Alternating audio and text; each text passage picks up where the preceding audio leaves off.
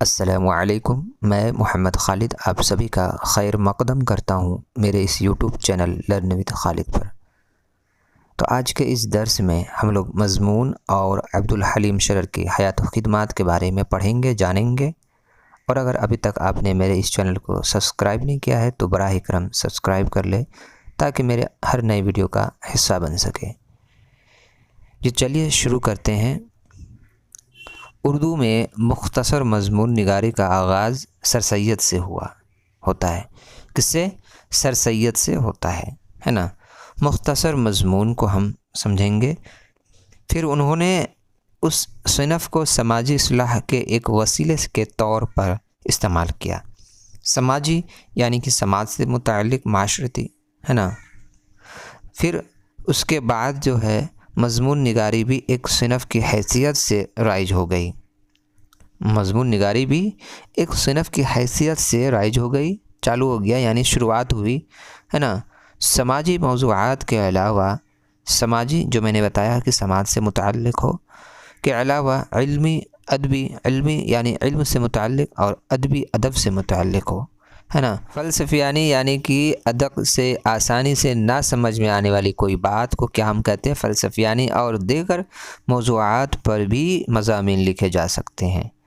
حالی شبلی، محمد حسین آزاد، نذیر احمد، میر ناصر علی، ہے نا، نیاز فتح پوری، رشید احمد صدیقی، مرزا فرحت اللہ بیگ، محفوظ علی بدیونی، ابوالکلام آزاد، خواجہ غلام السیدین وغیرہ اردو کے اہم مضمون نگاروں میں سے شمار ہوتے ہیں، ہے نا۔ مختصر مضمون کی ایک شکل انشائیہ کہلاتی ہے، جو میں نے انشائیہ آپ لوگوں کو پڑھایا بھی ہے۔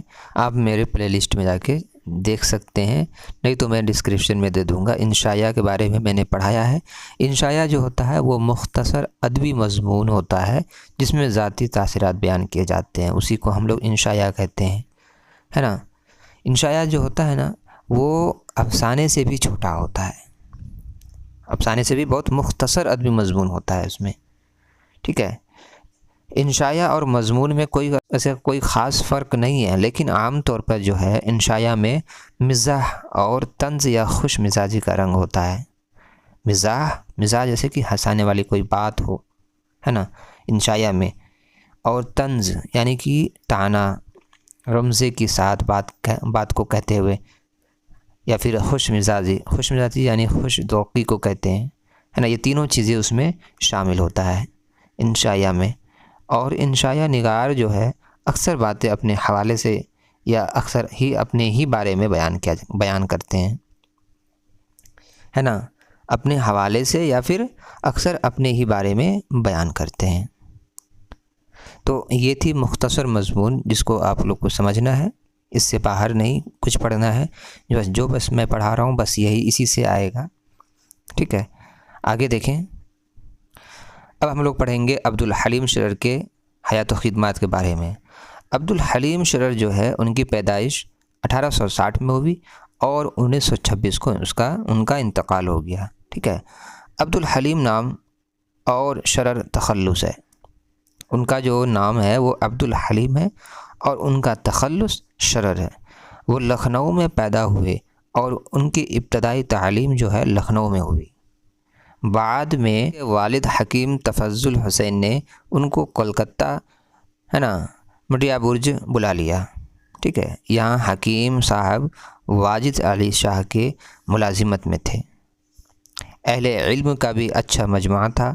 شرر کی علمی نشو و نما یہی ہوئی، انہوں نے اردو، فارسی، انگریزی اور عربی میں مہارت حاصل کر لی۔ 1870 میں شرر کو پھر لکھنؤ واپس آنا پڑا۔ لکھنؤ آ کر شرر نے اپنا علمی مشغلہ برابر جاری رکھا، ہے نا۔ علمی مشغلہ کہتے ہیں کسی کام میں مصروف ہونے کو کہتے ہیں، پیشہ۔ علمی مشغلہ برابر جاری رکھا، مختلف اہل کمال سے فیض حاصل کرتے رہے، اور 1879 میں وہ مزید تعلیم کے لیے دہلی گئے۔ دہلی پہنچ کر شرر نے نہ صرف تعلیم حاصل کی بلکہ تصنیف و تالیف کا سلسلہ بھی شروع کر دیا۔ یعنی کہ تصنیف کہتے ہیں کتاب تیار کرنے کو کہتے ہیں، جنہوں نے کتاب لکھا ہے ان کو ہم کیا کہتے ہیں؟ تصنیف کہتے ہیں، اور تالیف یعنی ترتیب دینے کو کہتے ہیں۔ یعنی دونوں چیزیں انہوں نے ہی دی ہے۔ تصنیف اور تالیف کا سلسلہ بھی شروع کر دیا تھا انہوں نے۔ دہلی سے لکھنؤ واپس آنے کے بعد 1881 میں انہوں نے عود اخبار کی ملازمت کر لی، جس میں برابر مضامین لکھتے رہے۔ 1887 میں شرر نے اپنا رسالہ دلگزار جاری کیا۔ کچھ دنوں کے بعد اس رسالے میں ان کے ناول ملک العزیز و رجنا، حسن الجلینہ اور منصور موہنہ قسطوار شائع ہونے لگے۔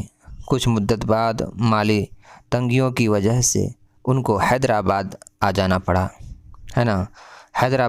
پڑا۔ یہاں رہ کر انہوں نے تاریخ سندھ لکھنی شروع کی۔ نواب وقار العمر نے ان کی قدردانی کی اور اپنے بیٹے کے ساتھ 1893 میں انگلستان بھیج دیا، جہاں 3 سال تک قیام رہا اور انہوں نے فرانسیسی زبان بھی سیکھ لی۔ واپس آ کر حیدرآباد سے دلگزار جاری کیا اور 1909 میں وہ لکھنؤ واپس آ گئے اور انہوں نے یہی وفات پائی۔ عبدالحلیم شرر نے اردو میں تاریخی ناول کی ابتدا کی۔ اس کے علاوہ انہوں نے ڈرامے بھی لکھے، جن میں ایک منظوم ڈرامہ بھی تھا۔ گزشتہ لکھنؤ نامی کتاب میں انہوں نے نوابی لکھنؤ کے آخری زمانے کی تہذیب کا بہت دلچسپ اور معلومات افروز مرقع پیش کیے۔ افروز کہتے ہیں روشن کرنے والے کو، مرقع کہتے ہیں تصویر کشی کرنے والے کو، ہے نا۔ تو یہ تھی عبدالحلیم شرر کی حیات و خدمات، جو کہ مختصر میں تھی۔ اس کو بھی آپ لوگ اچھی طریقے سے پڑھ لینا ہے، سمجھ لینا ہے، ٹھیک ہے۔ ان کی تاریخیں آپ لوگ کو یاد رہنی چاہیے۔ انہوں نے کون سا مضمون لکھا ہے، وہ کب لکھنؤ آئے، ہے نا، کب وہ فرانسیسی سیکھا انہوں نے، کب وہ انگلستان گئے، یہ سب ساری باتیں آپ لوگ کو دھیان میں رہنی چاہیے، ٹھیک ہے۔ باقی کہیں بھی کوئی بھی پریشانی، کوئی بھی دقت ہو تو آپ مجھے کامنٹ کریں۔